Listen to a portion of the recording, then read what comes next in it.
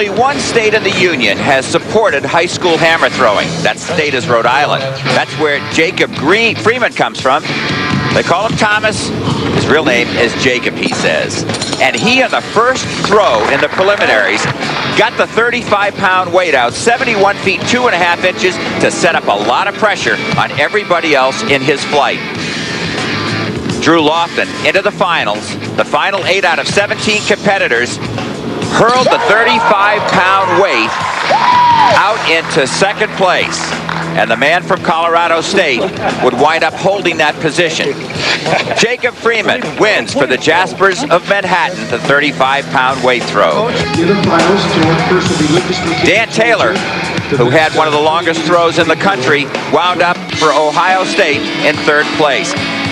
Some of America's greatest athletes in history have been long jumpers. Jesse Owens to Ralph Boston to Bob Beeman, Carl Lewis and Mike Powell. Does this man have a chance to join them someday? His talent is unbelievable. You're looking at Brian. This year's event. In the men's 5,000 meters, a horrific fall on the second lap left Arizona sophomore Robert Chesaret sprawled on the track. The Kenyan native, runner-up at 10,000, made a spectacular recovery to outkick Dathan Ritzenheim for the victory.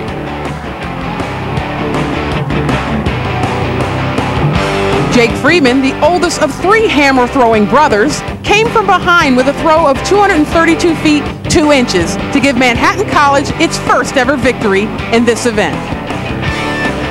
In the women's high jump, Shantae Howard of Georgia Tech also became an indoor-outdoor champ with a winning leap of 6 feet 4 inches.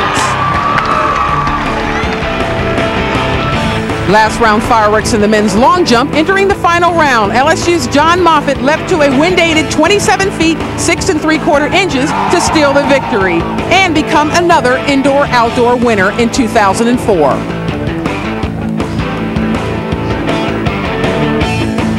Men's high school record holder in the high jump, Andre Manson of Texas, gave the hometown fans plenty to cheer about, clearing a personal best of 7.7 1/4. It's got to be the Sox.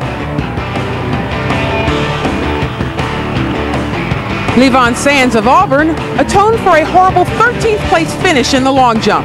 A bronze medalist at last year's World Championships, Sands hopped, skipped, and jumped to a wind-aided 56 feet 2 inches. New Zealand's Kim Smith, running for Providence, set 2 collegiate records indoors at 3,000 and 5,000 meters. She adds an outdoor title here. Alicia Craig of Stanford defends her 10,000-meter championship. Laura Garrity set a collegiate record when she won the NCAA indoor shot put title. And Boise State's Gabriel Wallen wins the men's javelin.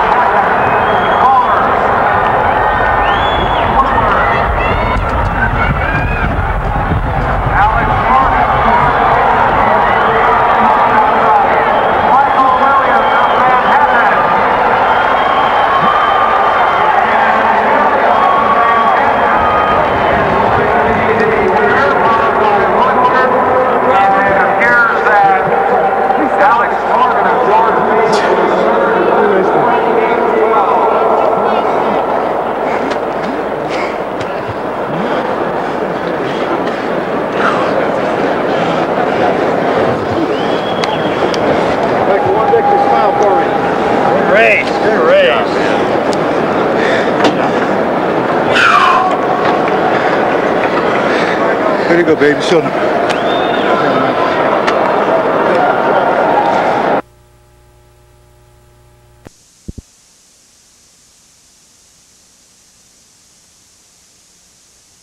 The game is over. UConn's the national champion. CBS Sports, over 50 years of great memories. The clock is ticking in the race for the NCAA Outdoor Track and Field Championships.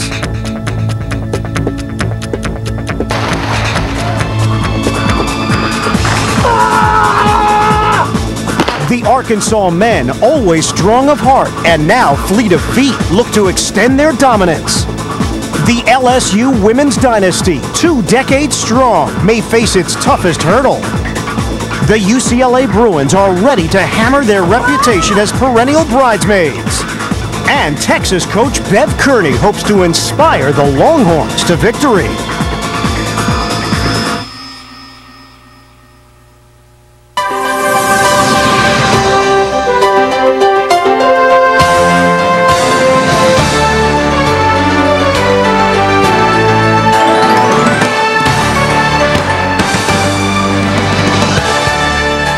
We join you from deep in the heart of Texas, the state capital, Austin.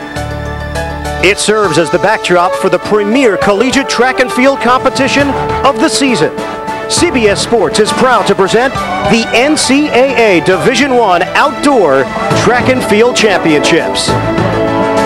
Earlier in this 4-day competition, there were some troubles with rain, but that's not the case today. The final day of competition, temperature 87 degrees.